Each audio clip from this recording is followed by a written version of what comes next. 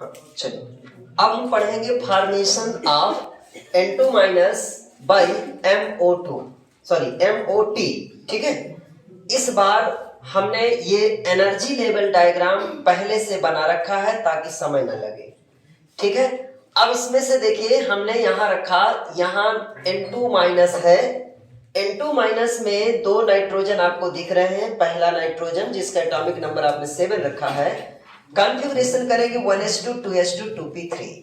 इसी तरह जो दूसरा नाइट्रोजन है उस पर हमने मान लिया माइनस है, यानी एक इलेक्ट्रॉन इसमें बढ़ गया, तो अब हो गया 1s2 2s2 2p3 की जगह इसमें 2p4 हो गया। टोटल इलेक्ट्रॉन हमारे पास अब 15 हो गए। हमने इसके पहले जो ट्रिक रखी थी कि यदि इलेक्ट्रॉनों की टोटल संख्या 15 से कम है तो कौन सा डायग्राम बनाना है, ये pi two P X pi two P Y को नीचे और इसको ऊपर रखेंगे। लेकिन यदि हमारे पास इलेक्ट्रॉन 15 ही है या 15 से ज्यादा है तो फिर हम वो रूल अप्लाई करें, उससे अपोजिट अप्लाई कर देंगे, पी जेड को नीचे ले आए, इसको यहां रख दें। लेकिन इसके बावजूद भी मैं आपको बता दूं कि इसमें इनके सीक्वेंस को बदलने में, इनकी बात कर रहा हूं, इनके यानी कि N2 माइनस के इन ऑर्बिटल्स के सीक्वेंस को यदि चेंज भी कर दिया जाए तो ना तो बॉन्ड ऑर्डर में कोई फर्क पड़ेगा और ना ही मैग्नेटिक कैरेक्टर में कोई फर्क पड़ेगा। ठीक है, यदि आप चाहो तो इसको यहां भी रख सकते हैं, इनको यहां भी रख सकते हैं, क्योंकि अलग अलग राइटर अलग अलग बात बताते हैं। कुछ राइटर्स इन दोनों ऑर्बिटल्स को नीचे रखे हैं, इसको ऊपर रखे हैं। कुछ राइटर्स दो ऑर्बिटल ऊपर रखे, इसे नीचे रखे हैं, ऐसा ही बनाए हैं। तो ऐसा क्यों किया? इसका मतलब ये हुआ कि आप इनके सीक्वेंस को ऊपर नीचे भी कर दें तो ना तो बॉन्ड ऑर्डर में फर्क पड़ेगा, ना ही ये आपके मैग्नेटिक कैरेक्टर में फर्क पड़ेगा। बात सिर्फ इसी की हो रही है, हर जगह ये बात नहीं अप्लाई होगी जो बोल रहा हूं। जिनमें फर्क नहीं पड़ रहा है उनके सीक्वेंस को चेंज किया गया है, और जिनमें सीक्वेंस को चेंज करने से उनके कैरेक्टरिस्टिक में फर्क पड़ रहा है उनको नहीं चेंज किया जाएगा। ठीक है, मैं भी ये बात करके भी दिखा दूंगा, इसे देखते हैं। तो पहले वाले में देखिए यहाँ दो इलेक्ट्रॉन थे, कहां पर, इस जगह देखो मैं इनको है लिख रहा हूं एटॉमिक ऑर्बिटल, ये 1s2 1s2 2s2 2s2 2p3 2p4, तो मैं इनको यहां लिख देता हूं। तो पहले वाले में 1s2 1s2 इलेक्ट्रॉन है, 1 2 1 2। दूसरे में भी कितने 2 हैं, 2 इलेक्ट्रॉन्स मैंने यहां रखे, और यहां पर जो 2p है इसमें 1 2 3, इसमें कितने हैं 1 2 3 4। एक साइड का पोर्शन n है और दूसरी साइड का पोर्शन हमने n माइनस मान रखा है। अब हम यहां ये देखते हैं कि ये एटॉमिक ऑर्बिटल और ये एटॉमिक ऑर्बिटल दोनों आपस में कंबाइन होते, मिक्स्ड होते हैं। ये कह सकते हैं जितने भाग मिलते उतने फिर से डिवाइड हो जाते हैं। कहने का तात्पर्य इसका आधा पोर्शन यहां आ गया, आधा पोर्शन यहां, इसका आधा पोर्शन यहां, इसका आधा पोर्शन यहां, तो एक नया ऑर्बिटल बना जिसमें दोनों का कैरेक्टर शामिल है।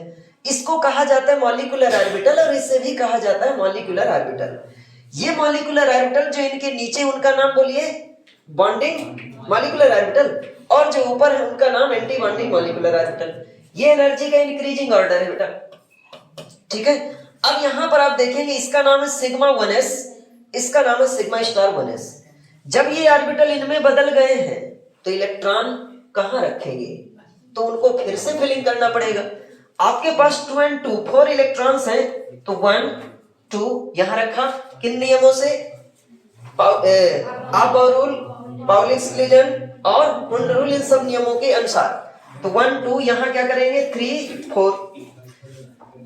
इसी तरह देखो यहां 2 और 2 4 इलेक्ट्रॉन हैं, इन 4 इलेक्ट्रॉन्स को कैसे 1 2 3 4।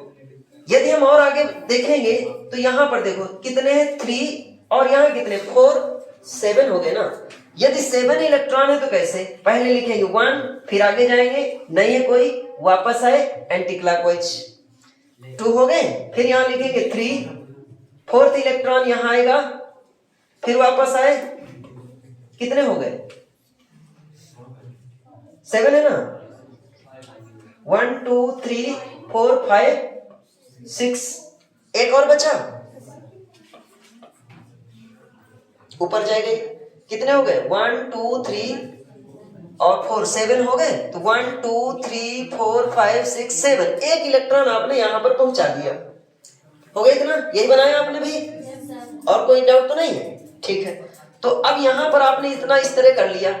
मैं आपसे भी पूछ रहा था, या मैं पूछ क्या रहा था, मैं आपको ये बता रहा था कि इनके सीक्वेंस को चेंज करने से कोई फर्क नहीं पड़ रहा। कैसे देखिएगा, यहाँ यदि मैं 2 ऑर्बिटल को नीचे बना दूं बेटा ऐसे, और एक को ऊपर बना दूं, तो टोटल यहां से यहां तक इलेक्ट्रॉन कितने हैं? 6 है ना। तो देखो मैं कैसे, 1 2 3 4 5 6, तो पेयर्ड तो सभी आ ही रहे ना। तो चाहे ऐसा बनाए चाहे ऐसा बनाए, कोई फर्क नहीं पड़ रहा। चलो अब देखते हैं इसका कॉन्फ़िगरेशन। लिखिए,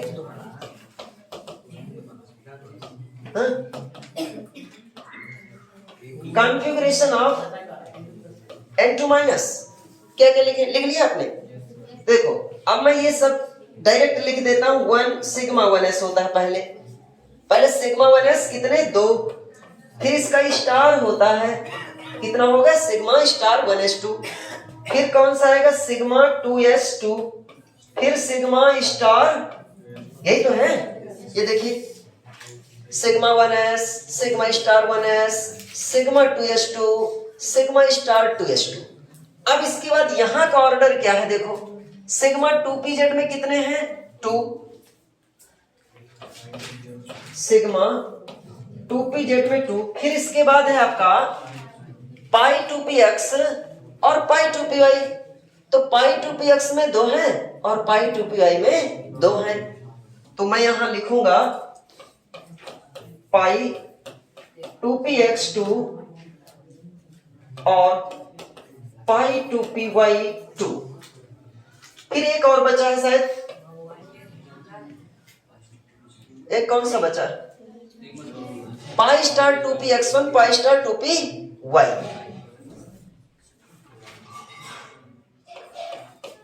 पाई स्टार 2px1 और पाई स्टार 2py0।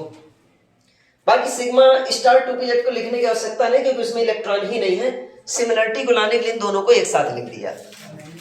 हमने आपको बताया कि इस तरह लिख सकते हैं, लेकिन अब आपको क्या करना है, बॉन्ड ऑर्डर भी पता करना है। एक के वाला सिस्टम भी तो बताया था, इनकी जगह के इसको के लिख सकते, इसको के भी लिख सकते हैं।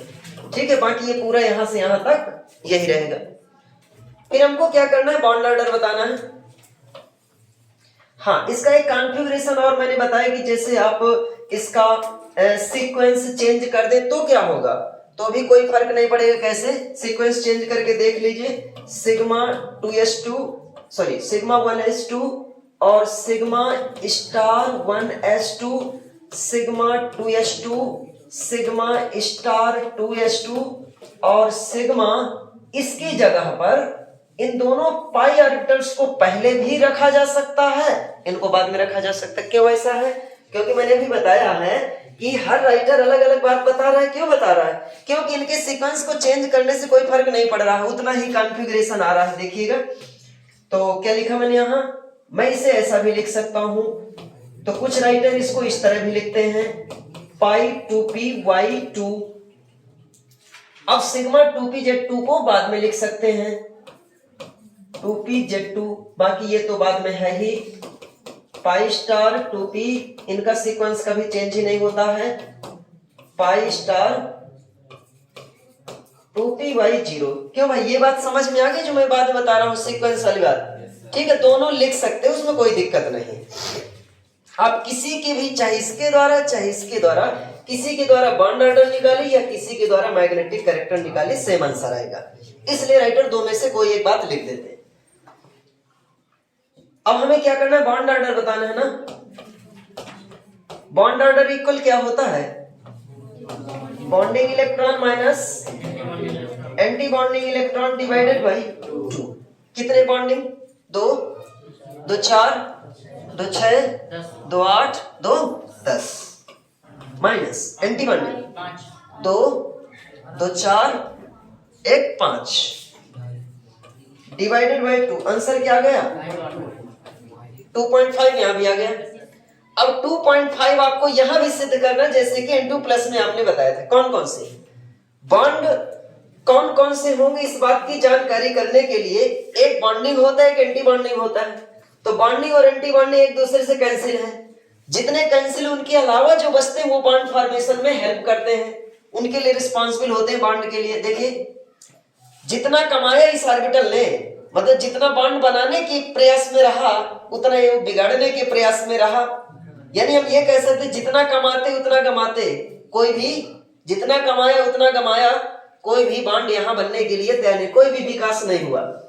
फिर sigma 2s2 sigma star 2s2, जितना कमाया उतना गमाया, कोई विकास नहीं।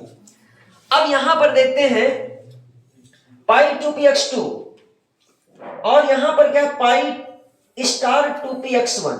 समझना इस चीज को, यहां पर समझना है। मैंने कहा पाई 2px2 है और इसका जो एंटी है, इसका जो विरोधी है, कमाने वाला इतना है, ये कमा रहा है, ये गंवा रहा है। कितना बचा? एक बचा ना इलेक्ट्रॉन।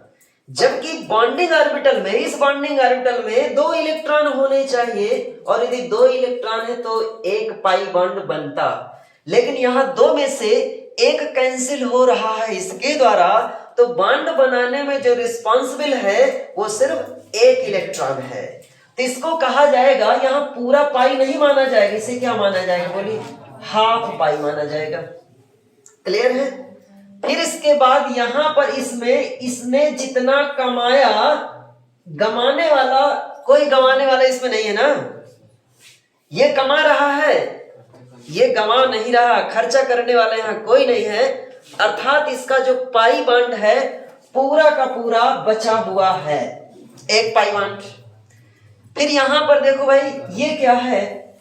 सिग्मा मॉलिक्यूलर ऑर्बिटल है और सिग्मा मॉलिक्यूलर ऑर्बिटल में 2 इलेक्ट्रॉन है, एक कंप्लीट सिग्मा होगा। क्यों? क्योंकि जितना एक कमाता है, गंवाने वाला इसका एंटी बॉन्डिंग कोई नहीं है। तो कितना बचा? एक सिग्मा। मतलब एक ऑर्बिटल में 2 इलेक्ट्रॉन हो जाए तो एक ही तो बॉन्ड बनेगा। तो एक सिग्मा, एक पाई और हाफ है, तो टोटल कितने हो जाएंगे? 2.5 आ रहा है। तो 2.5 देखिए कौन सा, half pi plus 1 pi plus 1 sigma. तो 1 और 1 ये कंप्लीट हो गए बॉन्ड, 2 और आधा ये हो गया। तो इस तरह आप इनको ये भी सिलेक्ट कर सकते हैं। अब आता है आपका कौन सा? Magnetic character. तो मैग्नेटिक कैरेक्टर कैसे पता करते हैं?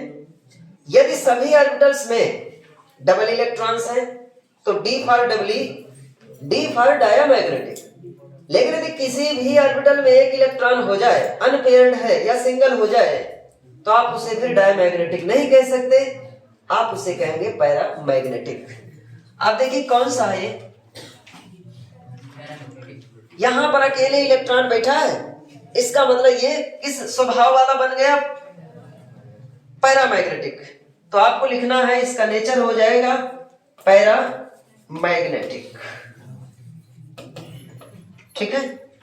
Pn2 क्या बन गया? माइनस।